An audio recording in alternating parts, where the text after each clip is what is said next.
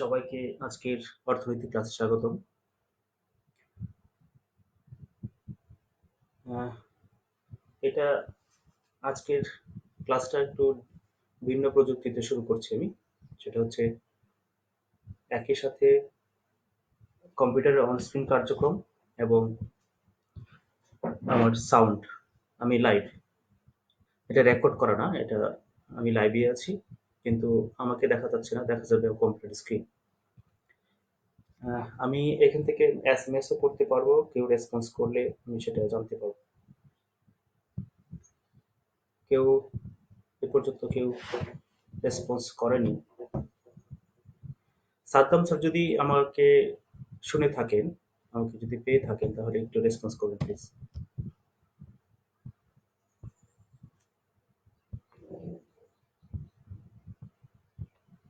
আমি এখান থেকে এসএমএস করতে পারবো, কেউ রেসপন্স করলে সেটা জানতে পারবো।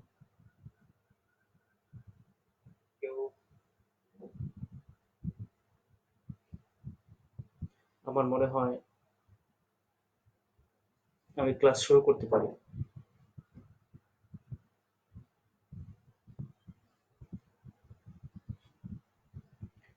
কেউ একজনের রেসপন্সের অপেক্ষা করছিলাম আমি।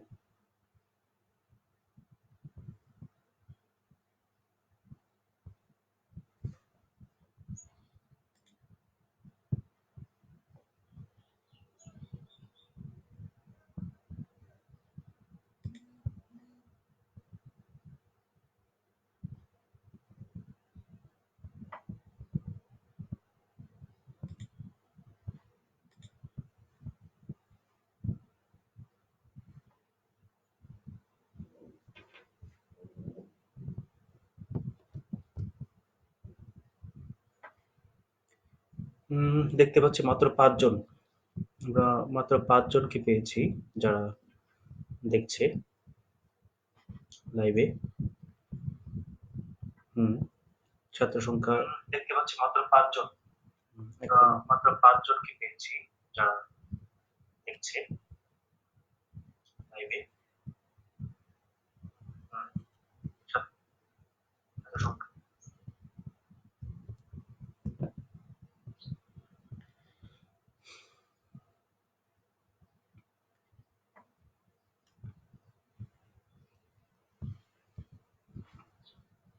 আমি রেসপন্সের জন্য ওয়েট করছিলাম।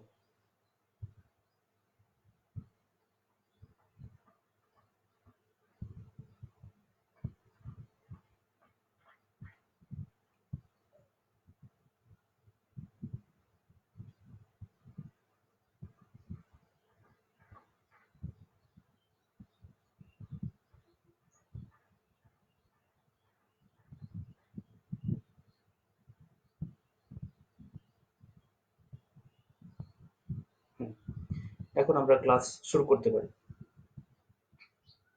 আমাকে একটু রেসপন্স করলে, কেউ মেসেজ করলে, টেক্সট করলে আমি সেটা দেখতে পাবো এবং আমার ক্লাস নিতে সুবিধা হবে। তো আমি আশা করবো যারাই এখন দেখছেন তারা একটু রেসপন্স করবে।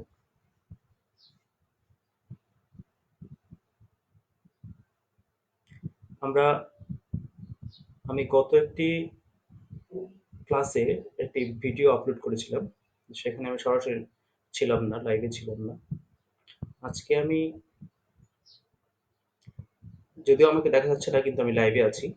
আমি আমার কম্পিউটার স্ক্রিন আপনারা দেখতে পাচ্ছেন।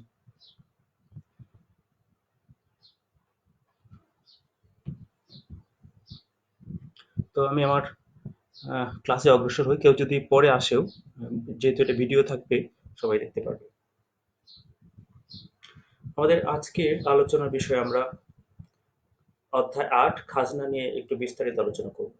গত ক্লাসেও আমি খাজনা নিয়ে আলোচনা করেছিলাম, কিন্তু সেটা ছিল আধুনিক খাজনা তত্ত্ব।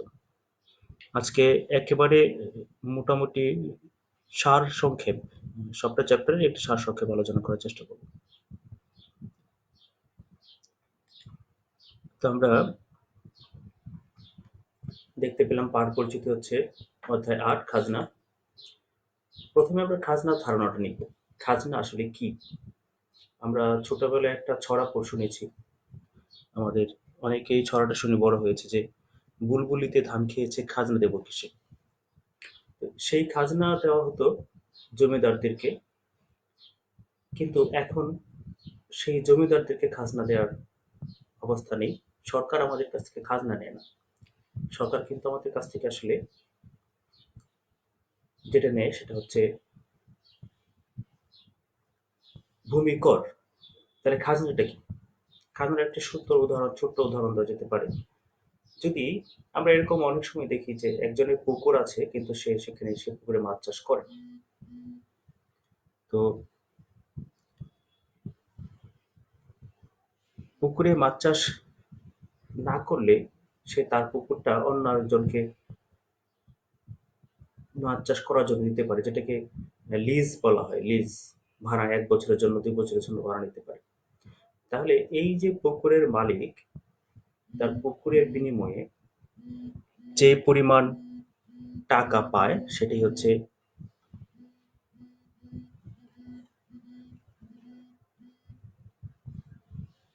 এইমাত্র রেসপন্স দেখলাম ১৭ জন আছে, ১৭ জন। আমি শুরু করেছি। আচ্ছা, আমার মনে হয় একটু স্লো হয়ে যাচ্ছে। আমার সাথে রেসপন্সটা মনে হয় একটু স্লো হয়ে যাচ্ছে। যাই হোক, আমরা অগ্রসর হই। যা বলছিলাম যে খাজনা হচ্ছে এই যে পুকুরটার মালিককে এই পুকুরটা ব্যবহার করার জন্য যা দেওয়া হবে সেটাই হচ্ছে খাজনা। সরকারকে আমরা খাজনা দেই না। সরকারকে যদি দেওয়া হয় সেটা হচ্ছে ভূমি কর। আগে খাজনা দেওয়া হতো। আগে জনগণের সম্পদের মালিকানা ছিল না। কিন্তু এখন যদিও সম্পদ রাষ্ট্রের, তারপরও প্রত্যেকটা সম্পত্তি নির্দিষ্ট ব্যক্তির নামে আছে। কিছু সম্পদ আছে যেগুলো খাস জমি বলা হয়, খাস সম্পদ, সেগুলো ব্যবহার করার জন্য সরকারকে খাজনা দিতে হয়। যাই হোক, আমরা খাজনার ক্লাসিক্যাল সংজ্ঞাটা দেখি। ক্লাসিক্যাল অর্থনীতিবিদদের মতে অস্থিতিস্থাপক যোগান বিশিষ্ট প্রাকৃতিক সম্পদ, যেমন জমি, খনি, মৎস্য সম্পদ প্রভৃতি ব্যবহারের জন্য এসবের মালিককে যে অর্থ দেওয়া হয় তাকেই খাজনা বলে। অর্থাৎ প্রাকৃতিক সম্পদের জন্য এই প্রাকৃতিক সম্পদের যে মালিক থাকে, যার আয়ত্তে থাকে, তাকে যে অর্থটা দেওয়া হয় সেটাকে খাজনা বলে। এখন প্রশ্ন হচ্ছে যে অস্থিতিস্থাপক যোগানটা কেমন? আমরা এখন দেখতে পারি যে অস্থিতিস্থাপক যোগানটা কি।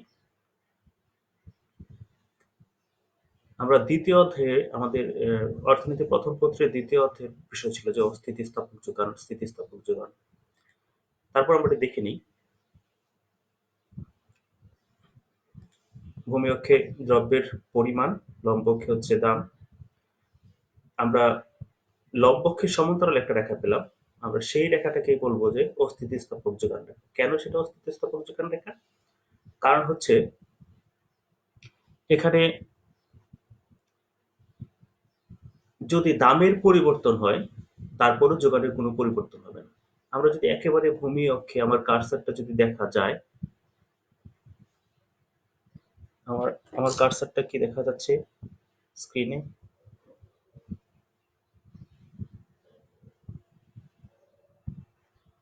হ্যাঁ, দেখা যাচ্ছে। তো এখানে এই জায়গাটাতে দাম শূন্য কিন্তু যোগানের পরিমাণ ও কিউ নট। দাম যখন OP1 তখনও যোগানের পরিমাণ ও কিউ নট।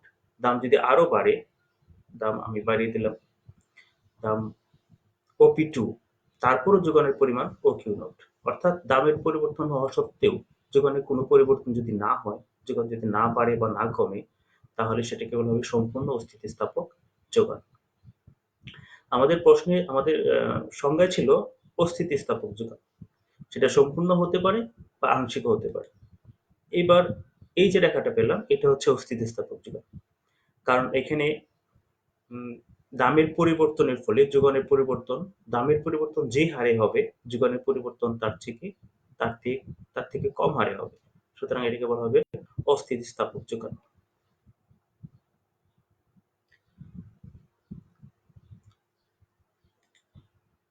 এই রেখাটা হবে স্থিতিস্থাপক যোগান। কারণ এই রেখার ক্ষেত্রে দামের পরিবর্তনের হারের অপেক্ষা যোগানের পরিবর্তনের হার অনেক বেশি হবে। এইটার জন্য কিন্তু কখনোই খাজনার উৎপত্তি হবে না।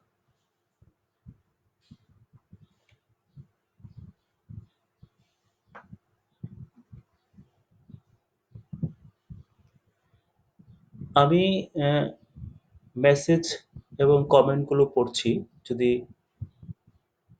আসে তাহলে আমি কোনো প্রশ্ন থাকলে তাহলে আমি উত্তর দিতে পারবো। আচ্ছা, সর্বশেষ আমরা একেবারে ভূমি অক্ষের সমান্তরাল যদি কোনো যোগান রেখা আঁকি, তাহলে সেটাকে বলা হবে সম্পূর্ণ স্থিতিস্থাপক যোগান রেখা। তাহলে আমরা দেখতে পাচ্ছি আমাদের খাজনার জন্য এরকম সম্পূর্ণ স্থিতিস্থাপক যোগান রেখা অথবা এরকম যোগান রেখা হতে পারে। তবে এটা নিয়ে আমরা আলোচনা করব, এই ধরনের যোগান রেখা নিয়ে আলোচনা করব।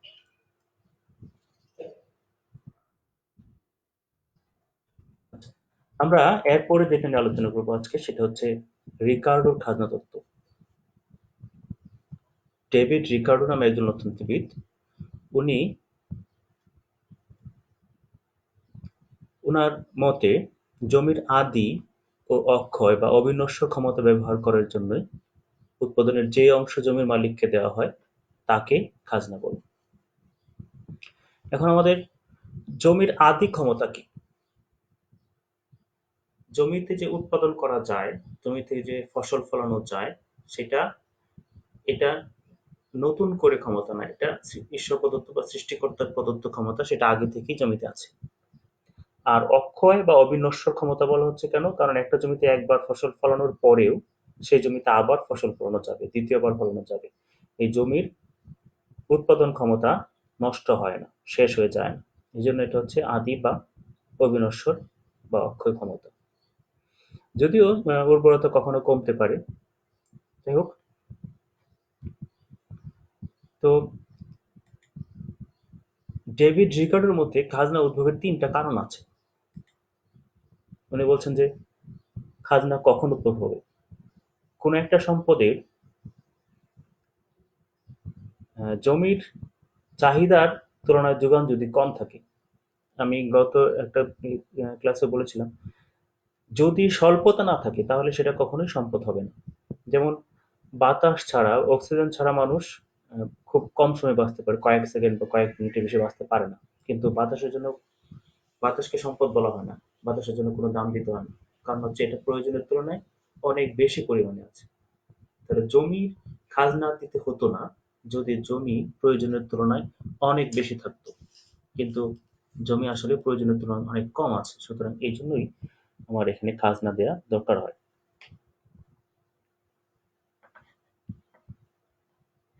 এরপরে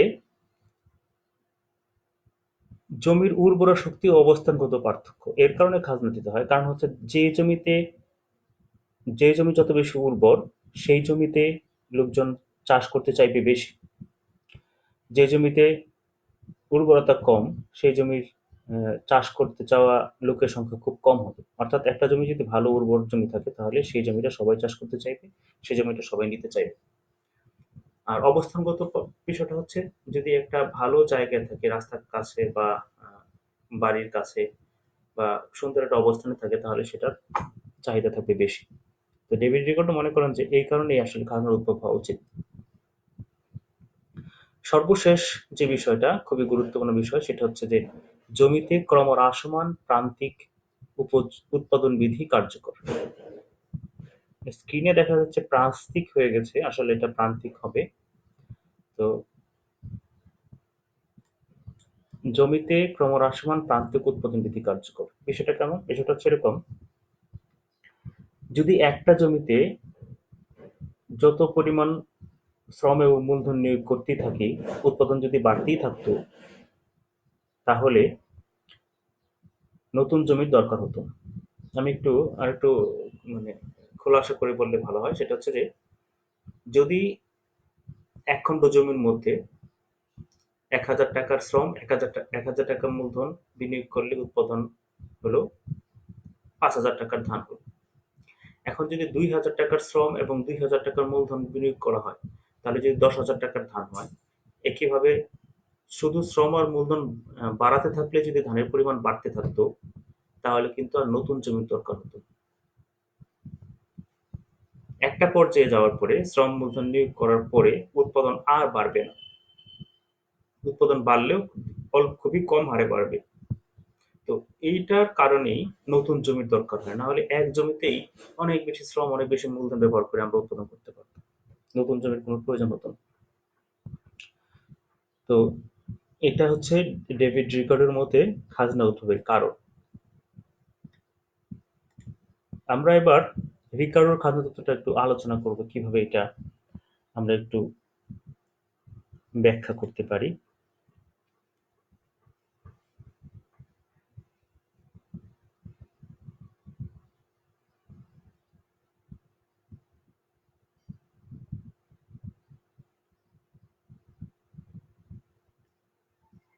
ডেভিড রিকার্ডো জমির উর্বরতা শক্তির পার্থক্য অনুসারে জমিকে প্রথম, দ্বিতীয়, তৃতীয় এই ৩ শ্রেণীতে ভাগ করেন।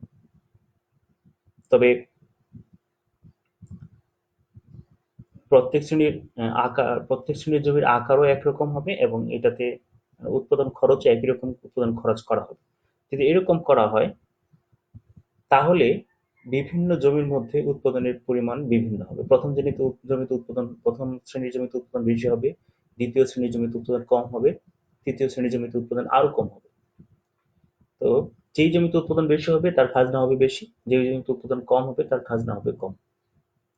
ডেভিড রিকার্ডো আসলে এটাই বলেছেন। আমরা একটা উদাহরণের মাধ্যমে বিষয়টা আমরা দেখতে পারি। আমরা একটা টেবিল নিয়ে আসলাম। এই টেবিলে প্রথমের কলামটা নিলাম আমি হচ্ছে জমির শ্রেণী, এরপর হচ্ছে একর প্রতি উৎপাদন, এরপর হচ্ছে প্রতি এককের দাম, তারপর হচ্ছে মোট আয়, তারপর হচ্ছে উৎপাদন খরচ, তারপর হচ্ছে উদ্বৃত্ত বা খাজনা। এখানে প্রথম শ্রেণীর জমি, প্রথম শ্রেণীর জমিতে উৎপাদন আমরা ধরলাম, এটা ধরে নেওয়া বিষয়। আমি ধরলাম হচ্ছে উৎপাদন হচ্ছে ৮০ একক। ধরলাম জমিতে আমি ধান উৎপাদন করি, তাহলে এটা হবে ৮০ মণ ধান। তো প্রতি মণ ধানের দাম ধরে নিলাম ৫০০ টাকা। তাহলে মোট আয় হবে, আমরা জানি মোট আয় সমান দাম ইন্টু পরিমাণ, তাহলে মোট আয় হচ্ছে ৪০,০০০ টাকা।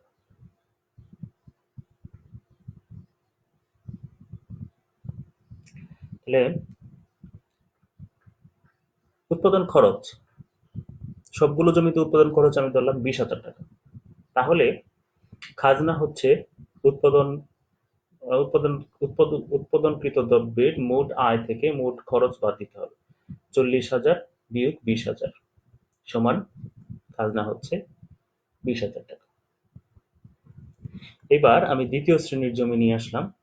দ্বিতীয় শ্রেণীর জমিতে উৎপাদন হচ্ছে ৬০ মণ ধান। এই অবস্থায় উৎপাদন দ্রব্যের দাম একই রকম আছে, তাহলে মোট আয় হচ্ছে ৩০,০০০ টাকা, তাহলে মোট খরচ ২০,০০০ টাকা, তাহলে খাজনা হবে ১০,০০০ টাকা। এখানে উৎপাদন ৬০ মণই হতে হবে এরকম না। আমি ইচ্ছে করলে ৬৫ হতে পারতো, ৫৫ হতে পারতো, ৭০ও হতে পারতো। একটা নির্দিষ্ট পরিমাণ উৎপাদন, তবে প্রথম শ্রেণীর জমি থেকে দ্বিতীয় শ্রেণীর জমিতে উৎপাদনটা কম হবে, এটা হচ্ছে মূল বিষয়। আবার তৃতীয় শ্রেণীর জমিতে উৎপাদন হচ্ছে ৪০ মণ ধান, তাহলে এখানে দাম হচ্ছে ৫০০ টাকা, তাহলে মোট আয় হচ্ছে ২০,০০০ টাকা। তাহলে উৎপাদন খরচ আগের মতো আমি ২০,০০০ টাকা ধরলাম। তাহলে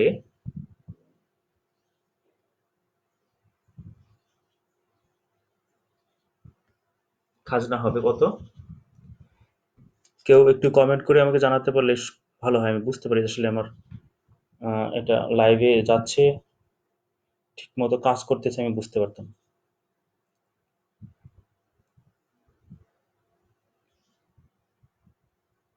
আমি কারো কমেন্টের জন্য অপেক্ষা করছি যে তৃতীয় শ্রেণীর জমিতে খাজনা কত হবে।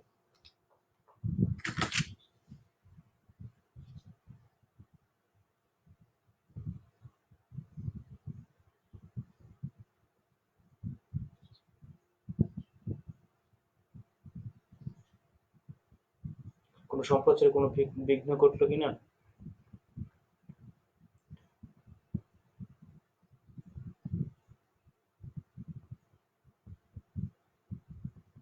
উম, অনেকেই লাইক করেছে, সবাই থেকে থাকে।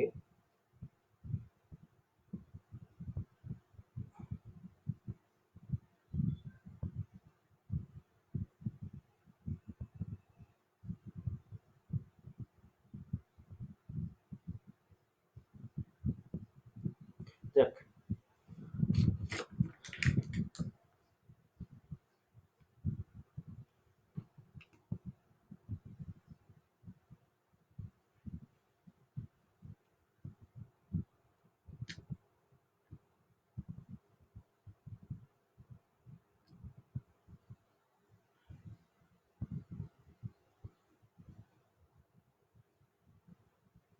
ওকে। তৃতীয় শ্রেণীর জমিতে যেহেতু উৎপাদনের আয় এবং ব্যয় সমান, সুতরাং এখানে কোনো খাজনা হবে না, খাজনার পরিমাণ হচ্ছে 0। আমাদের পরীক্ষার মধ্যে পরীক্ষায় এই ধরনের প্রশ্ন আসতে পারে। তখন আহ, কি কি দেয়া থাকবে? 3 ধরনের জমির কথা বলা থাকবে।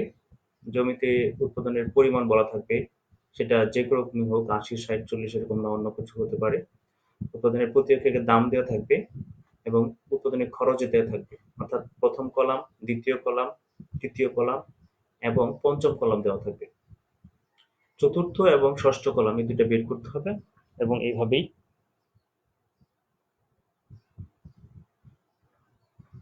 এইভাবেই আমরা বের করতে পারবো। যাই হোক, আমরা এটাকে যদি খাজনার কথা বের করতে বলি তাহলে আমরা এভাবে খাজনাটা বের করব, কিন্তু এটার চিত্র চাইতে পারে। তাহলে চিত্র চাইলে আমরা কিভাবে চিত্রটা আঁকবো? আমরা টেবিলটা নিয়ে আসছি।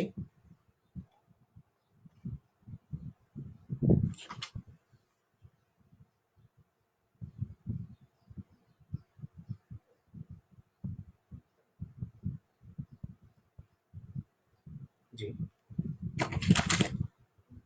আমরা টেবিলটা নিয়ে আসছি, মানে এই টেবিলটা থেকে চিত্র রাখতে হবে। আমরা ভূমি অক্ষে নিলাম জমির শ্রেণী। প্রথম যে গ্যাপটা সেটা হচ্ছে প্রথম শ্রেণীর প্রথম প্রকারের জমি, প্রথম শ্রেণীর জমি। দ্বিতীয় গ্যাপটা দ্বিতীয় শ্রেণীর জমি, তৃতীয় গ্যাপটা হচ্ছে তৃতীয় শ্রেণীর জমি। তো প্রথম শ্রেণীর জমিতেও আর লম্ব অক্ষে নিলাম, আমরা এদিকে লম্ব অক্ষে নিলাম যে উৎপাদনের মোট আয়টা টাকায় নিলাম। মোট আয় 10,000, 20,000, 30,000, 40,000। তো প্রথম শ্রেণীর জমির ক্ষেত্রে মোট আয় হচ্ছে 40,000 টাকা। তো এটা আমরা একটা সবুজ বাড়ি দেখালাম, প্রথম শ্রেণীর জমিটা একটা সবুজ।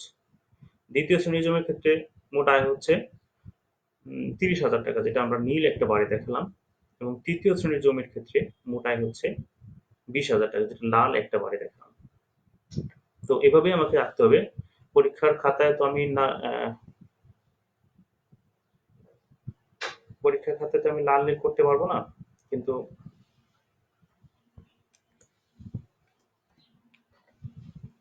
আমি 3টা বার আঁকবো। 3টা বার যেভাবে হোক আলাদা আলাদা, এগুলোতে আলাদা আলাদা দাগ কেটে দিতে হবে। কোনোটাতে হয়তো আনুভূমিক দাগ, কোনোটা উলম্ব দাগ, আলাদা আলাদা দাগ কেটে দিলে বুঝা যাবে 3টে 3 রকম। এবং সর্বশেষ আমরা এখন খরচটা আঁকবো। খরচ কত? খরচ হচ্ছে 20,000 টাকা। আমরা এইখানে খরচটা আমি এঁকেছি সাদা একটা রং দিয়ে। তো এটা সাদা রং দিয়ে আঁকা যাবে না, অন্য একটা রং দিয়ে আঁকতে হবে। বাদ, সাদা রং দিয়ে আঁকার অর্থ হচ্ছে যে এটা বাদ যাবে, আমি সেটার জন্য এঁকেছি আসলে। কিন্তু তোমরা সাদা রংতে থাকতে পারবে না, তোমরা অন্য কোনো ভাবে বোঝাতে হবে। তাহলে এই সাদা অংশটার উপরে এখন যে সবুজ অংশটা থাকলো সেটি হচ্ছে প্রথম শ্রেণীর জমির খাজনা, এবং যে নীল অংশটা থাকলো সেটা হচ্ছে দ্বিতীয় শ্রেণীর জমির খাজনা। আর তৃতীয় শ্রেণীর জমিতে আসলে আয়ের পরে যে আয় ছিল সবটাই ব্যয় হয়ে গেছে, সুতরাং এখানে খাজনা আর লাগবে না। এখন প্রশ্ন আসতে পারে, যে তৃতীয় শ্রেণীর জমিতে চাষ করবে, যদি আয় আর ব্যয় সমান হয়ে যায় তাহলে তার তৃতীয় শ্রেণীর জমি সে চাষ করবে কিনা।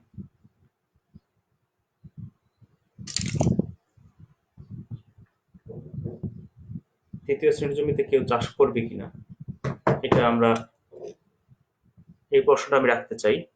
যদি অল্প সময়ের মধ্যে কেউ রেসপন্স করে তাহলে আমি সেটা দেখতে পারবো।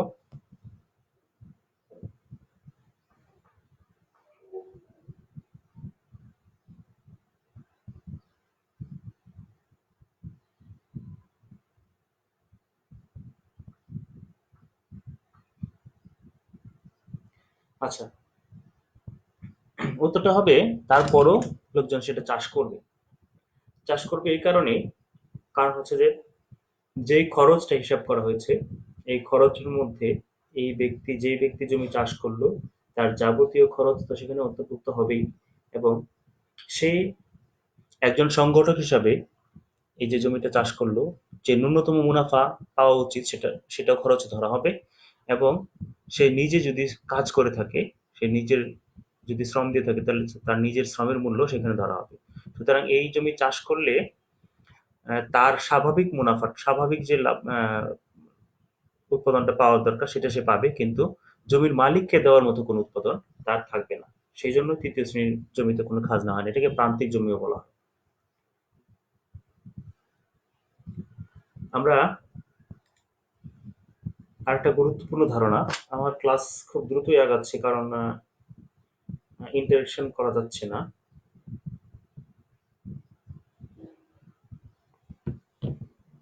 তো নিম খাজনা ধারণাটা আমরা একটু আলোচনা করবো আজকে। নিম খাজনাটা কি?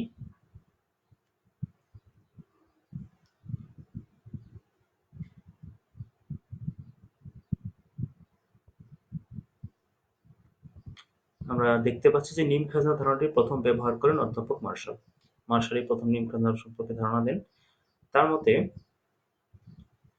মানুষের সৃষ্ট উৎপাদনের উপকরণ ঘরবাড়ি হতে স্বল্পকালে যে অতিরিক্ত আয় পাওয়া যায় তাকেই নিম খাজনা বলে।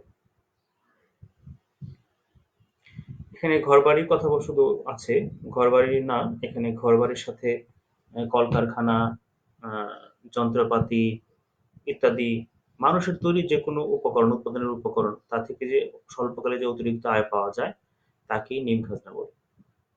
এখন এই সংজ্ঞাতে স্ক্রিনে দেখা যাচ্ছে যে মানুষের সৃষ্ট এবং স্বল্পকালে দুইটা লেখা, দুইটা একটু অন্যরকম। অর্থাৎ এটি হচ্ছে কি পয়েন্ট, আমাকে এটি মনে রাখতে হবে যে নিম খাজনা হতে গেলে তাহলে অবশ্যই সেটাকে মানুষের সৃষ্টিত হতে হবে উপকরণটাকে, প্রকৃতি প্রদত্ত হলে নিম খাজনা হবে না। আর আরেকটা বিষয় হচ্ছে যে নিম খাজনাটা স্বল্পকালে কার্যকর হবে, দীর্ঘকালে সেটা কার্যকর হতেও পারে, নাও হতে পারে। দীর্ঘকালে কার্যকর হবে না এই কারণে যে যে যদি যদি দীর্ঘকালে কোনো একটা জিনিসের অতিরিক্ত আয় পাওয়া যায়, তাহলে আহ, অন্যান্য উপকরণ সেখানে হাজির হবে, অর্থাৎ দীর্ঘকালে এই সুবিধাটা পাওয়া যাবে না।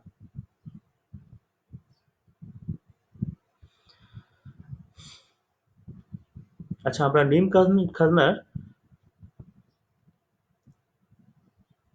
উম, সূত্রটা আমরা দেখবো। নিম খাজনার সূত্র হচ্ছে, নিম খাজনা হচ্ছে মোট আয় মাইনাস মোট পরিবর্তনশীল ব্যয়। আমরা জানি মোট ব্যয়ের দুইটা অংশ আছে, একটা হচ্ছে যে মোট স্থির ব্যয়, আর একটা হচ্ছে মোট পরিবর্তনশীল ব্যয়। তাহলে নিম খাজনা হচ্ছে মোট আয় থেকে মোট ব্যয়টা, যদি আমি মোট পরিবর্তনশীল ব্যয়টা বাদ দিই তাহলে যেটা থাকবে সেটি হচ্ছে নিম খাজনা। এটা যদি আমি সংকেতের মাধ্যমে লিখি তাহলে কিউআর, কিউআর মানে হচ্ছে quasi rent, quasi rent equal to T R minus TVC. অর্থাৎ মোট আয় থেকে মোট পরিবর্তনশীল ব্যয় বাদ দিলে যেটা হবে সেটি হচ্ছে নিম খাজনা। তাহলে নিম খাজনার ধারণাটা আমরা চিত্রের সাহায্যে ব্যাখ্যা করার চেষ্টা করি।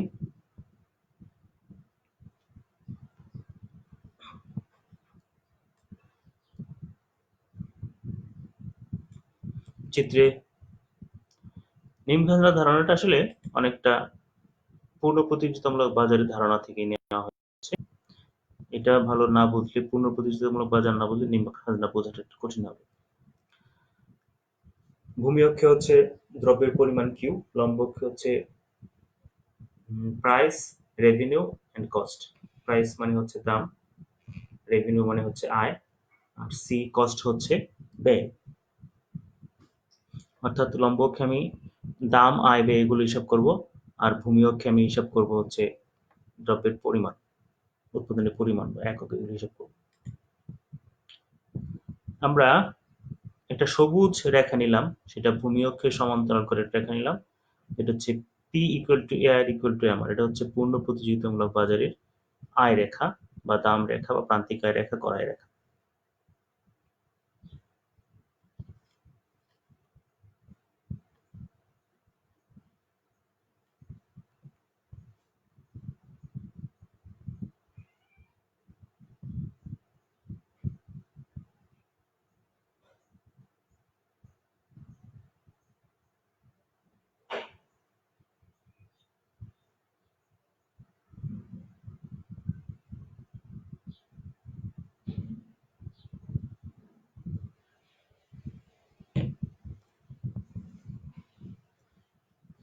আচ্ছা, তো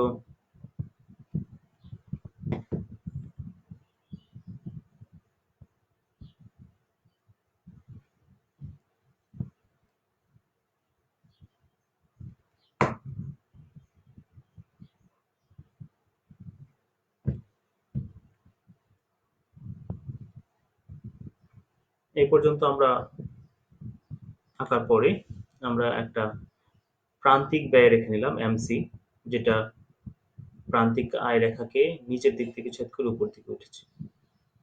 এখানে প্রান্তিক আয় এবং প্রান্তিক ব্যয় রেখা দুটা ই বিন্দুতে ছেদ করেছে, সুতরাং ই বিন্দু হলো ভারসাম্য বিন্দু।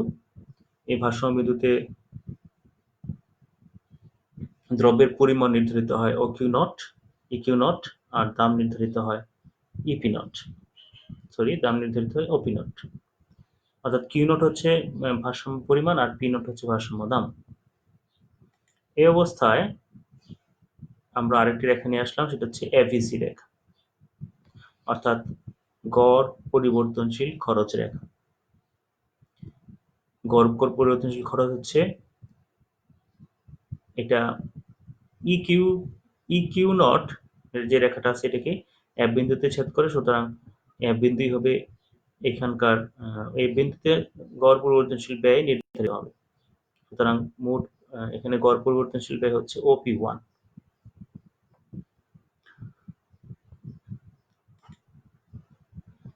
তাহলে এই চিত্রে মোট আয় কত? মোট আয় হচ্ছে দাম ইন্টু পরিমাণ। দাম কত? দাম হচ্ছে ও কিউ নট, আর পরিমাণ হচ্ছে ও কিউ নট।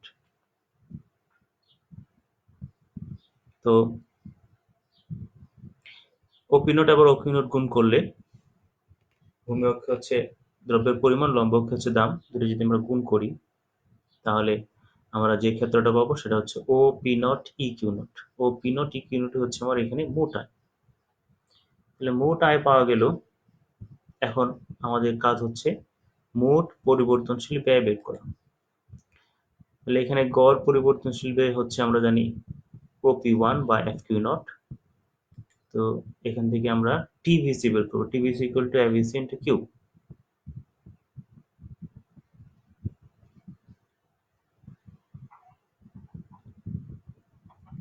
আমরা খয়েরি রঙের যে অংশটা দেখতে পাচ্ছি এটি হচ্ছে আমার মোট পরিবর্তনশীল ব্যয়।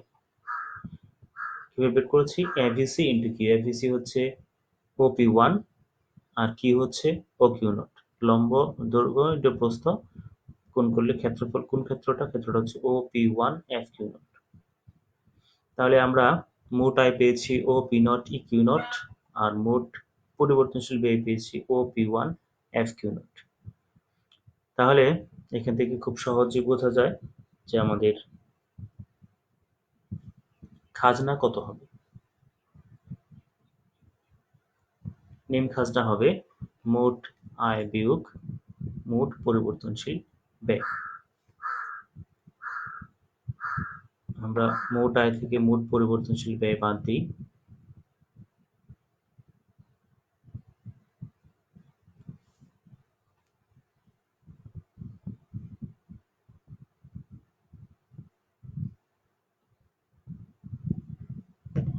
অর্থাৎ বড় ক্ষেত্রটা O P naught E Q naught থেকে ছোট ক্ষেত্রটা O P one F Q naught, O P naught E Q naught থেকে O P one F Q naught যদি বাদ দিই তাহলে থাকবে P one P naught E F. এই যে ক্ষেত্রটা থাকবে এই ক্ষেত্রটাই হচ্ছে আমার, যে এই ক্ষেত্রটা দেখা যাচ্ছে জ্বলছে নিচে, এটি হচ্ছে আমার নিম খাজনা।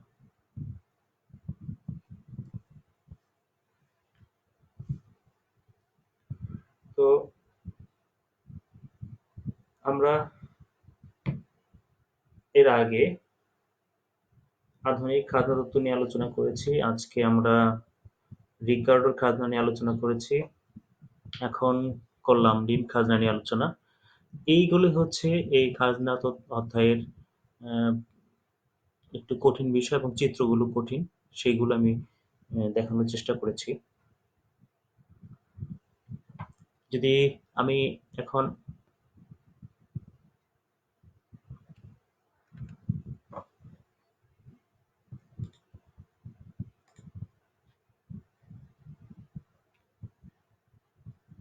স্ক্রিন শেয়ারিং বন্ধ করলাম।